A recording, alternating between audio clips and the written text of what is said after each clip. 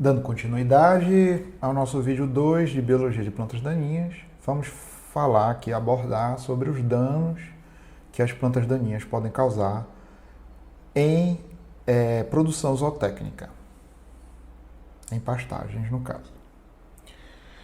Nós temos dois tipos de danos que as plantas daninhas podem causar: a produção de pastagem, a produção animal, são prejuízos diretos e indiretos. O primeiro prejuízo direto que a planta daninha causa é a redução de produção de pasto, né? É algo que nós não queremos. Nós sempre buscamos na produção animal, na produção de ruminantes, que a quantidade de pastagem seja elevada, de maneira que se aumente também os índices zootécnicos ali de produção daquela determinada área. Isso vai me aumentar produção e produtividade, além da qualidade que a pastagem vai oferecer. Então nós temos aí uma relação direta entre os dias que a pastagem convive com a planta daninha, ou seja, quanto maior a convivência da planta daninha com a pastagem, eu vou ter também uma redução de produção de pasto. Tenho praticamente aqui, olha, 0 dias de convivência, ou seja, a pastagem sem nenhum tipo de convivência com a planta daninha, sem nenhuma interferência. Tenho aí 12 toneladas por hectare de produção de biomassa, enquanto que se eu tenho 3 meses de convivência, isso cai para 7 toneladas aproximadamente. Então é uma redução muito grande e isso eu não devo preconizar a convivência da planta daninha com a pastagem. A gente deve lembrar isso, a gente vai ver na aula de competição, de fisiologia, né, da ecofisiologia, de competição de plantas daninhas com culturas, que as pastagens no Brasil, praticamente todas são plantas daninhas, culturas C4, ou seja, são culturas, são pastagens que necessitam de grande quantidade de luz, né? Então a principal competição de planta daninha com a cultura, que seria o pasto, que é o pasto, é por luz. Se eu tenho muita planta daninha, eu tenho muita sombra. Se eu tenho muita sombra, eu tenho menor interceptação luminosa pela pastagem e dessa maneira eu tenho menor conversão de luz em biomassa. Esse aqui foi um trabalho de Lourenço, de 2019. Eu vou disponibilizar para vocês no SIGA. E aqui, além disso, eu tenho uma densidade volumétrica de folhas frescas, ou seja, o que de fato o animal se alimenta, né, ele consome. Eu tenho aqui também uma redução muito grande de 329 gramas por metro cúbico de folhas frescas, sem competição com planta daninha, e a pastagem competindo 90 dias com a planta daninha, eu tenho aqui uma quantidade muito inferior de 128 gramas por metro cúbico. Tá? O mesmo trabalho do Lourenço. Outro prejuízo direto que a planta daninha pode causar é a redução da qualidade do produto comercial. Então nós temos aqui, por exemplo, se eu produzo feno, tá? Se nesse feno tiver espinho, o animal não vai se alimentar. Se ele se espetar, ele para de comer aquele alimento. É como se você estivesse comendo lá o seu prato lá e de repente você dá uma dentada lá numa pedra, né? Não fica legal. É a mesma situação. E a outra coisa é, por exemplo, se eu tenho a aderência aqui de espinhos na lã, né? A lã ela é retirada aqui no processo de retirada da lã de animais lanados.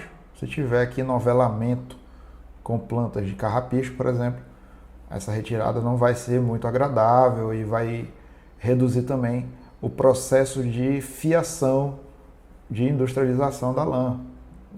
Uma outra questão, né, que pode acarretar danos diretos aos animais é o ferimento por espinhos. Aqui eu tenho uma jurubeba, que é uma planta que tem muitos espinhos nas folhas e no caule. E aqui, esses espinhos podem provocar danos, tanto na mama, né, na teta, tanto de caprino, ovino, bubalino, né, bovino. Eu tenho ferimento, e esse ferimento pode ser uma causa, por exemplo, de infecção de organismos aí que podem provocar mastite, por exemplo. Então, aí, os espinhos podem provocar danos secundários. Outros danos é o ferimento no próprio couro, né? Se eu tiver furos no couro, se eu tiver necroses no couro, isso pode reduzir a qualidade do produto comercial. Um outro dano das plantas daninhas é se eu estou produzindo pastagens, né? Semente de pastagens. E as pastagens, elas são plantas domesticadas recentemente. Então, o processo de colheita de pastagem é simplesmente a pastagem está pronta para ser colhida, a semente está pronta para ser colhida, quando ela dissemina a semente, quando ela joga a semente ao solo, né? Tanto que aqui eu tenho uma imagem, e aqui é do Núcleo de Estudo e Pesquisa em Produção Animal da Universidade do Estado da Bahia, onde o pessoal lá está fazendo coleta de semente do chão, que é realmente o local onde eu tenho sementes com elevada qualidade de germinação, porém com baixa pureza, né? Eu tenho pedra, graveto, eu tenho solo, eu tenho sementes xoxas, eu tenho diversos tipos de contaminantes aqui, então eu tenho uma baixa pureza. E aqui eu tenho, por exemplo, aqui, semente de urocloa, sem contratamento de semente, né? Aqui com menor possibilidade de germinação e aqui com a maior possibilidade de germinação. O que eu gostaria, né? É que nessa colheita eu tivesse o mínimo de contaminantes possível. Aqui vocês vão observar um vídeo sobre a colheita, né, mecânica. Vocês vão observar que as plantas, né, de pastagem, elas são arruadas, ou seja, elas são derrubadas, formam fileiras e posteriormente elas são colhidas com máquinas que vão fazer aí a separação. Então, nesse processo aí tem bastante contaminante, como nós podemos observar aqui.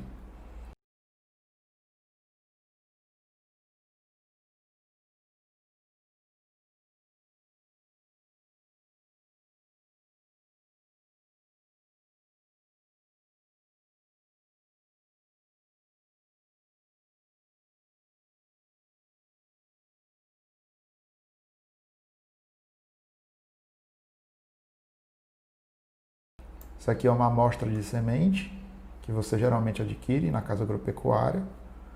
Aqui é o que sobra de semente pura dessa amostra. Isso aqui é semente pura, não necessariamente tudo vai germinar.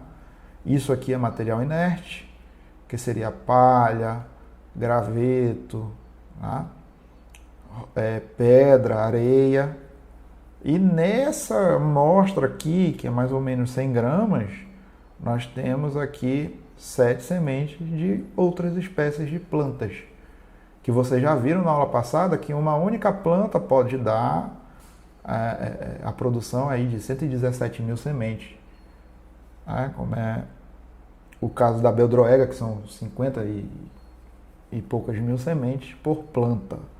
Então, evitar a entrada de plantas daninhas, né? Evitar a entrada de sementes com baixa pureza é uma maneira de controle, né? Então, vislumbre que isso é um dano que a planta daninha pode causar, que é a contaminação de semente, e uma maneira de você reduzir a ocorrência de plantas daninhas no seu pasto é justamente você comprar sementes com elevada pureza. Elevada pureza também, você vai provocar esse tipo de situação, né? Baixa pureza, eu vou ter lugares onde cai a semente da pastagem, germina, e vai ter lugar onde caiu alguma coisa, mas não foi a semente. Foi alguma impureza, e isso vai fazer com que haja também o que aqui? Entrada de luz e germinação de outros tipos de plantas daninhas. E aqui eu tenho sementes com elevada pureza, vocês vão observar que isso é um método de controle muito eficiente. Outra questão é a intoxicação de animais. Isso é um dano direto e muito importante. Estima-se que só de bovinos, só de rebanho de bovinos, estima-se a morte de 800 mil a 1 milhão e 100 mil cabeças de gado por ano por plantas tóxicas. Então isso é um dano muito grande. No Brasil nós temos aproximadamente 90 tipos de espécies tóxicas de plantas daninhas e a condição básica para a intoxicação é fome. Se o animal estiver com fome, ele inevitavelmente vai procurar algo para comer e lá nós temos, na primeira aula nós falamos sobre rusticidade, vai estar lá a planta daninha que não precisa de muita água, não precisa de muito nutriente e acaba por estar ali muito bonita, muito viçosa e o gado acaba comendo aquela planta e isso pode provocar a morte do animal. O período de maior ocorrência desse tipo de dano, né, de morte de ruminantes por plantas tóxicas, é no período seco, que é quando a pastagem, enfim, reduz a sua produção. Que eu tenho a planta tóxica mais tóxica que existe no Brasil e na Amazônia, que é a Palicúria marquigrave, para ruminantes, tá? É uma planta daninha arbórea, da mesma família do café, tanto que um dos nomes comuns dessa planta é cafezinho. E diferente, distintamente de todas as outras plantas tóxicas, essa planta especificamente ela é palatável. Ou seja, o animal gosta dela. Ele não precisa estar com fome para se alimentar dela. Tudo bem? E a dose letal é muito baixa. Que eu tenho outra planta tóxica, que é muito utilizada como planta ornamental também, que é a Asclepias curaçávica, que provoca também morte súbita, assim como a Palicúria marquigrave. Outra planta tóxica, aqui eu tenho a Pterígio aquilino, que é uma planta muito visível em áreas recém-desmatadas, mesmo queimadas, né? Quando a gente tem um processo de derrubo e queima para formação de pastagem na Amazônia, a samambaia aparece. E ela tem como característica ser viciante ao animal. Ela não é palatável. O animal, se não tiver pasto, ele acaba se alimentando. E mesmo se tiver pasto, depois de um tempo ele não quer mais se alimentar da pastagem. Ele tem o hábito de procurar samambaia outras vezes. Que eu tenho outra planta que é muito comum na UFRA, vocês saindo da sala de aula, vocês vão ver no pasto de bubalino, na direita de vocês, saindo do prédio, diversas plantas de Palmeia azarifolia, que são plantas tóxicas que promovem fotofobia e são muito comuns em pastos da Amazônia, pastos nativos da Amazônia. Aqui vocês vão ver um vídeo sobre sintomas de intoxicação por palicúria. Tá? Vocês vão observar que o animal vai ter o hábito de fazer pedalar, né? Que é quando ele se deita no chão e tenta caminhar deitado no chão. Tem o travamento do quarto traseiro, vocês vão observar isso. E também jogar a cabeça para trás. Então isso são sintomas característicos de plantas que causam danos no sistema nervoso central.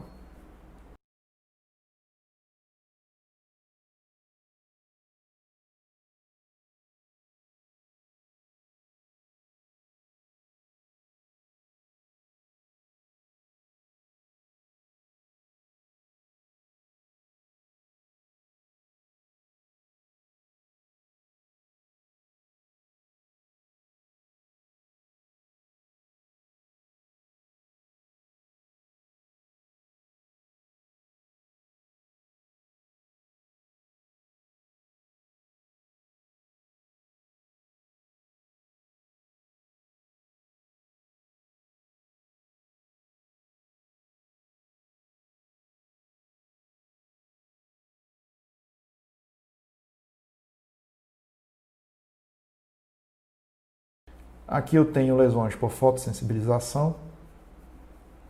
A fotossensibilização ela provoca a epiderme do animal ele começa a ter uma atração por raios solares muito maior, e isso provoca queda de pelo, provoca lesões necróticas, principalmente nas extremidades dos animais, e posterior necrose da pelagem. Tá? E a característica principal de um animal que está com fotossensibilização é fugir da luz. Né? E se ele foge da luz, ele foge do pasto. Se ele foge do pasto, ele perde peso, né? O animal fica magro, e eu tenho que procurar fonte de contaminação desse animal. Né? No caso aí, esse animal que está com lesões de fotossensibilização, teria que isolar ele e fazer alimentação no coxo, longe do pasto, para que ele se recupere, e o tecido lesionado fazer as medidas de tratamento com unguento, por exemplo. E, inclusive, né, existe uma disciplina específica de plantas tóxicas na UFRA que vocês podem realizar para ver a parte de sintomas mais especificamente. E isso também são sintomas de fotossensibilização, observando aí necrose realmente do tecido, tá? Chega a necrosar o tecido e nesse caso vai provocar também dano na pelagem. Esse animal aqui pode ver que tem aqui o aspecto de rosácea, né? Isso vai interferir, obviamente, no pastejo. Aqui eu tenho também o sintoma de cair, né, o pelo do animal, e ter uma ação muito maior, mais forte de raios solares. E aqui é a hemorragia causada por samambaia, né, que é uma planta radiomimética, que diminui a quantidade de plaquetas no sangue dos animais e causa hemorragia. Aqui eu tenho hemorragia aqui na narina e aqui hemorragia observando sangue nas fezes.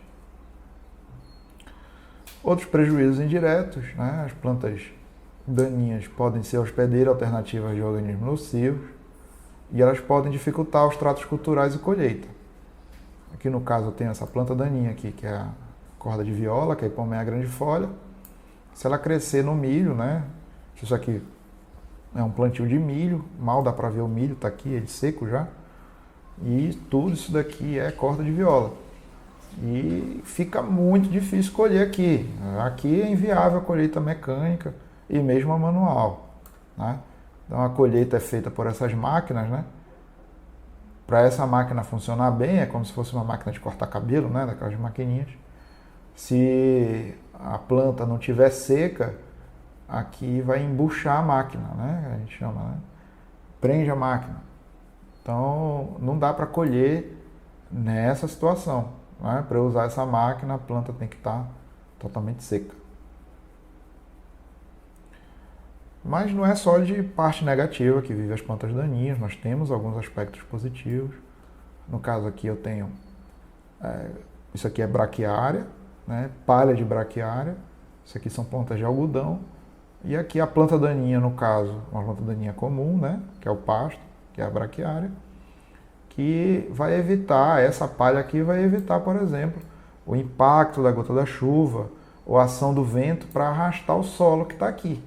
Para não acontecer isso, olha, que o solo está nu, está exposto, um vento muito forte vai provocar o deslocamento de partículas de solo, o que a gente chama aí de erosão eólica, está levando o solo, e o solo é onde eu quero cultivar, ou seja, cada grãozinho de areia, de silt, de argila que está indo embora aqui, está indo um fragmento aí de solo, está levando dinheiro no final das contas, né? Que é o que a gente preconiza aí na produção animal e vegetal. E aqui eu tenho erosão do tipo hídrica, né? Erosão laminar, erosão de sulcos, provocada aí porque o solo está descoberto, tá? Além de estar descoberto, está plantado de maneira equivocada. Então, se eu tiver uma cobertura do solo aqui, eu tenho muito menos erosão. E a palha, eu posso aproveitar a palha da própria planta daninha, para que aqui seja feita uma proteção do solo. Um outro fato é eu poder consociar plantas de diferentes fins. Aqui eu estou consociando milho com braquiária, aqui milho, aqui braquiária separado, e aqui eu estou consociando milho com braquiária. Milho é uma planta anual, uma cultura de ciclo curto. Eu vou colher o milho e vai ficar pastagem, eu aproveito a pastagem para o animal. Então isso é um aspecto positivo. Uma é planta daninha da outra dentro da definição que nós demos, né? Elas estão em competição. Só que aqui eu tenho o milho, eu colho antes, e a braquiária ainda viva, aqui verde. Depois que eu colho o milho, ela tem acesso à luz e consegue crescer, eu coloco o animal aí. Aqui, por exemplo, eu colheria o milho e deixaria a pastagem. E aqui eu tenho um exemplo de agente de controle biológico. Aqui eu tenho a jurubeba, com aquele espinho, só que eu também tenho um pecervejo. O pecervejo é um predador de pragas, né? Um predador de lagarta. Nós tivemos, no ano de 2018, nós tivemos um ataque muito grande de lagartas em pasto, né, aqui no Pará, e elas acabaram por comprometer pastagens do oeste paraense, e aqui do Nordeste também teve um ataque de lagarta. E pecervejo é um agente de controle biológico, por exemplo, de lagarta. Tudo bem, gente? Então esse foi o nosso vídeo 2, sobre os danos que plantas daninhas causam e os aspectos positivos que elas causam. O que nós vimos, resumidamente, que as plantas daninhas podem causar danos à pastagem por competição, fazendo com que haja uma menor produção de pastagem, e dessa maneira eu tenho uma menor oferta de alimento para os animais. Eu tenho danos que podem ser a intoxicação de animais, que são plantas tóxicas para ruminantes. Eu tenho o problema de plantas daninhas provocarem danos mecânicos nos animais, e isso fazer com que haja ocorrência de doenças, por exemplo, ou danos ao couro dos animais. E como aspecto positivo, nós vimos aí que plantas daninhas podem ser usadas para evitar erosão do solo e também podem ser agentes de controle biológico. Tudo bem?